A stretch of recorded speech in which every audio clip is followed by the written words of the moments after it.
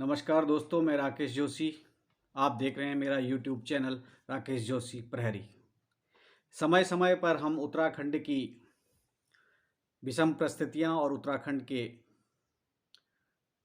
भविष्य को लेकर आप लोगों के बीच आते हैं। आज दोस्तों मेरा जो मकसद है वो आप लोगों के बीच आने का ये है कि उत्तराखंड में जो लगातार भर्तियों के पेपर लीक हो रहे हैं, तमाम युवाओं की मेहनत और युवाओं की कड़ी मेहनत का जो सिलसिला लगातार जारी है और उसके बाद हासिल उन्हें कुछ हो नहीं पा रहा है। उनकी बढ़ती उम्र उनको बेरोजगारी की कगार पर ले जा रही है, क्योंकि जब भी एक पेपर वो देते हैं तो उससे अगले पेपर तक उनकी उम्र में काफ़ी फासला हो जाता है, जिसके कारण उनकी कठोर मेहनत, उनकी आमदनी, उनका खर्चा और उनके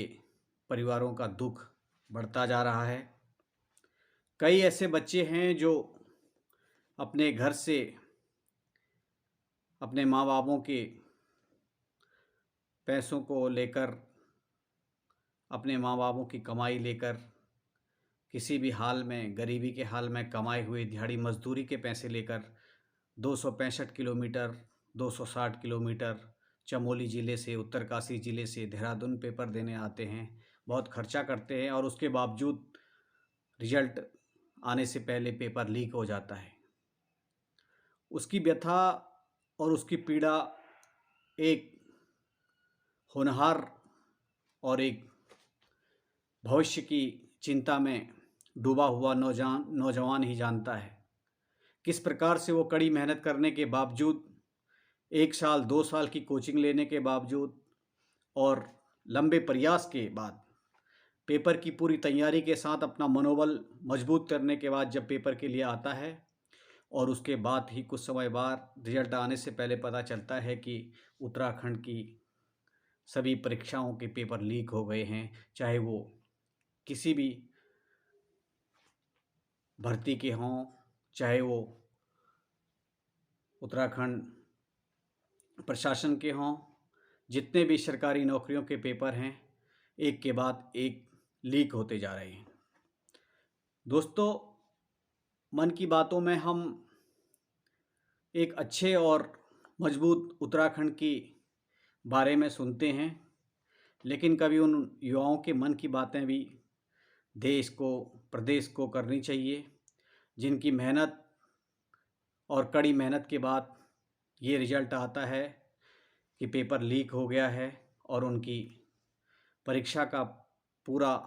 परिणाम सही से नहीं निकल पाता है।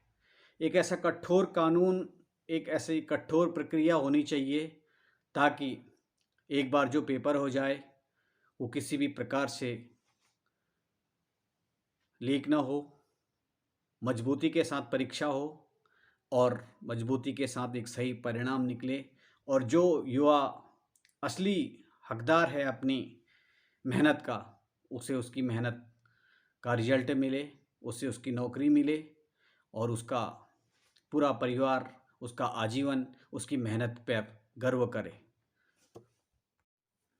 एक युवा मुख्यमंत्री चेहरे को लाने के बाद पूरा उत्तराखंड, पूरे युवा जोश में हैं, जोश में थे और वो यही उम्मीद जता रहे थे कि पिछले इतने सालों से जो रोक लगी है सरकारी नौकरियों पर वो हटेगी, जल्दी से उनकी व्यवस्थाएं बनेंगी और जल्दी से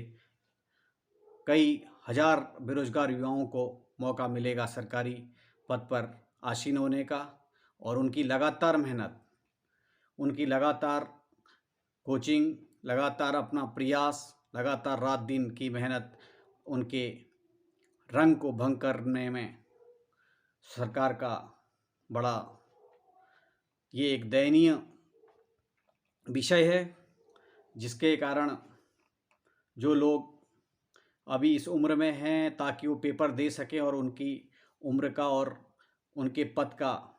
जो क्रमांक है वो बना रहे, लेकिन बार बार इस प्रक्रिया से पेपर लीक होने के 1 साल 2 साल 3 साल के बाद युवाओं की उम्र भी बढ़ती जा रही है और वो उस पद के लिए अपनी उम्र को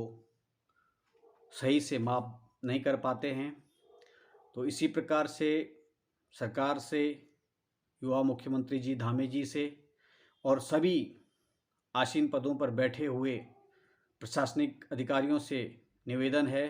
कि जो भी परीक्षा उत्तराखंड में कराई जाए या जो भी परीक्षा देश में कराई जाए, उसका सही और सही रिजल्ट, सही परिणाम एक सच्चे मेहनत वाले